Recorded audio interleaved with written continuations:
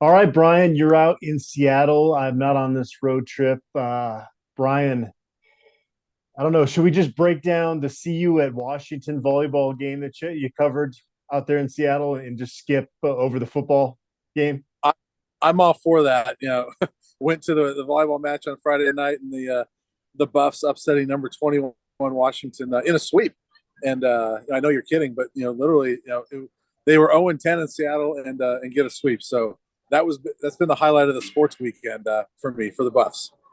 Yeah, Washington just throttles Colorado 54-7. It feels like it could have even been worse than that if the Huskies really had to keep their foot on the pedal through all 16 minutes. It was that bad. Brian, you're out there. I'm not suggesting that every player quit or a majority of players quit, but this is the first time this season, even in some of those really bad losses that they've taken this year, even in those games, I always felt like there was a fight, but I don't think there was much fight in the Buffs tonight. Yeah, I didn't see that either. Mike Sanford, didn't feel that way, and the couple players I talked to, Montana Lamonius, Craig, and Nico Reed, they didn't feel that way either. They thought that the guys, were fighting throughout the second half, but it really felt we're pretty high up in the press box up here. So from high up, it did look like I just didn't see the same fire in this team, at least in the first half. Maybe they got it back in the second half, but I didn't see that, especially towards the end of the first half. And I agree with you.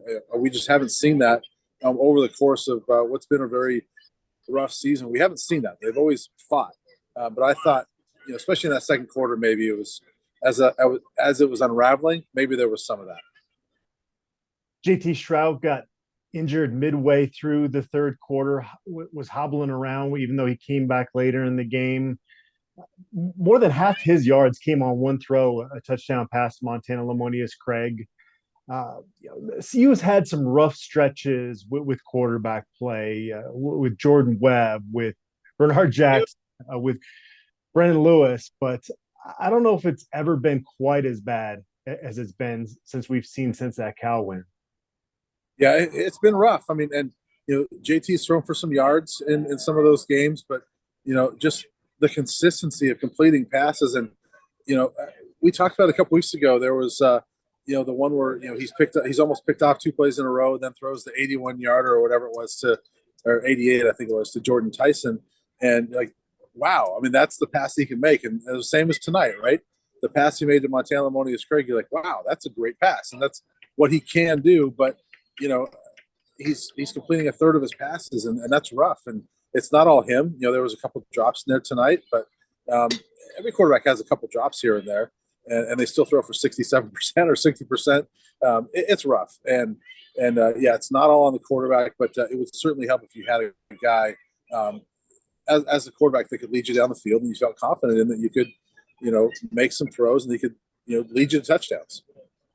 Drew Carter comes in and had a couple nice runs, but just 1 of 4 passing for 3 yards.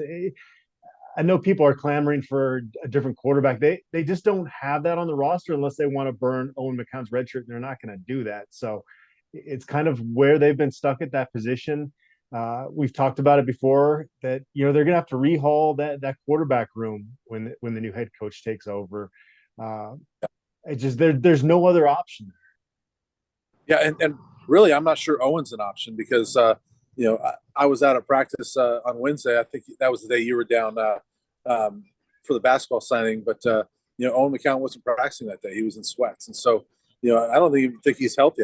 So I don't even think that's an option. And the fact of the matter is, I got a question about it during the game. Why don't they go with Drew Carter or Maddox Cobb? These coaches see these guys every single day. If they thought there was some sort of option that was at least as good, they would go with it, but they clearly don't. And Mike Sanford said as much last week. He said, "Look, through all the evaluations throughout the spring, he goes, throughout the season, JT Stroud's our starting quarterback, and that basically tells you that's our best option." And these are guys that see it every single day, and so it really is the best option.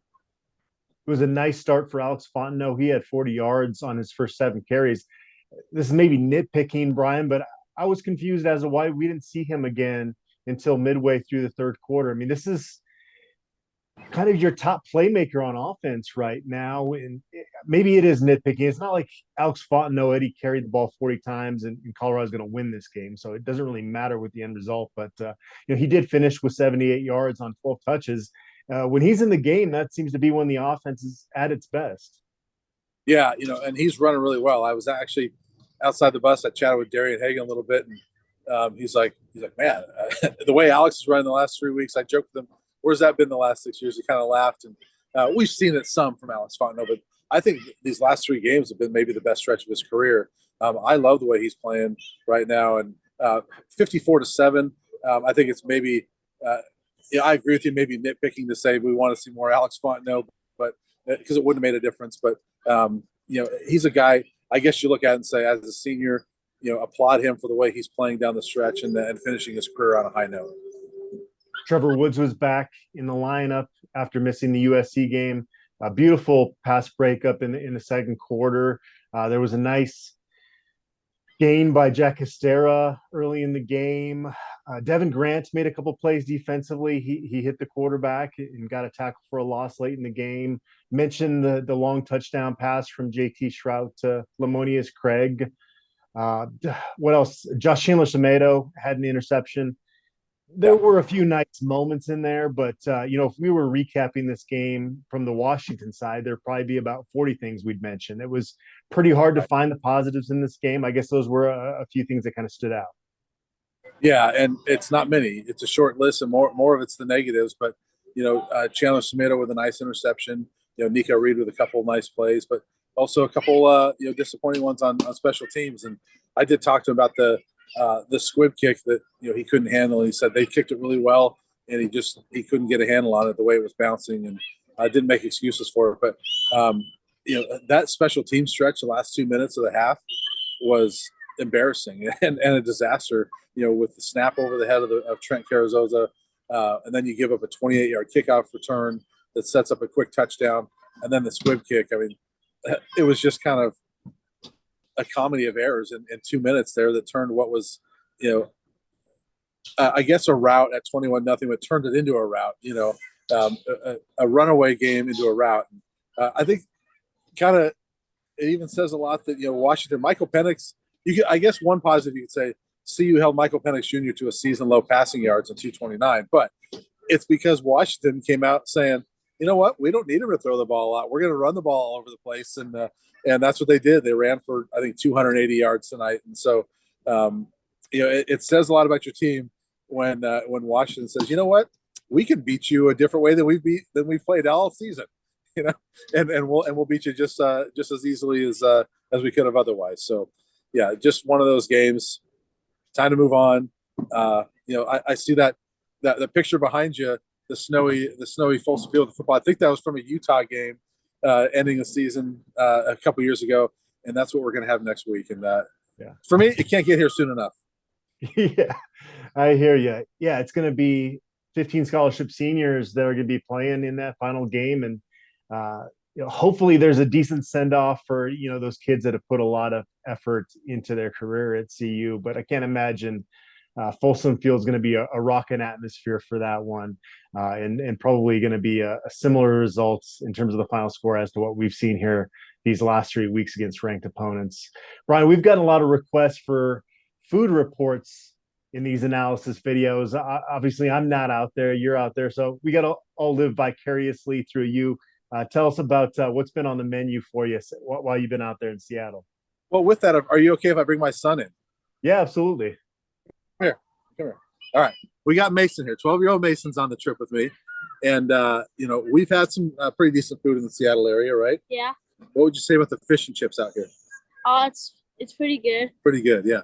And the clam chowder as well. So I don't know how the locals feel about, like, the fish bars, but I love those places down by the water. And so we've been to a couple of the fish bars and had fish and chips and clam chowder and a bread bowl. And, you can't go wrong with seafood around here. So, Ivor's Fish Bar, the clam pot, I think that was called. Was that what it was called? Crab pot. Anthony's we haven't been to yet, but that's a great place. And so, yeah, there's some good food around here. Awesome. Mason, you got some clam chowder. What was your favorite place that you've been to so far? Maybe Ivor's. Okay. Evers is a fish bar. It's pretty popular around here. There's a lot of them, but yeah, it's pretty good. And plus, and plus you got to feed the seagulls a French fry every now and then. Yeah. Mason, are you going to be at Folsom Field next Saturday to send off Guy Thomas, your favorite? Yeah, I will actually. Yeah. All right. I didn't. Yes, he will be. All right. Well, you guys, we've talked long enough about CU football. You guys get your work done out there, Brian, and you guys have a good rest of your trip. Awesome. Thanks, Adam. Thanks. All right.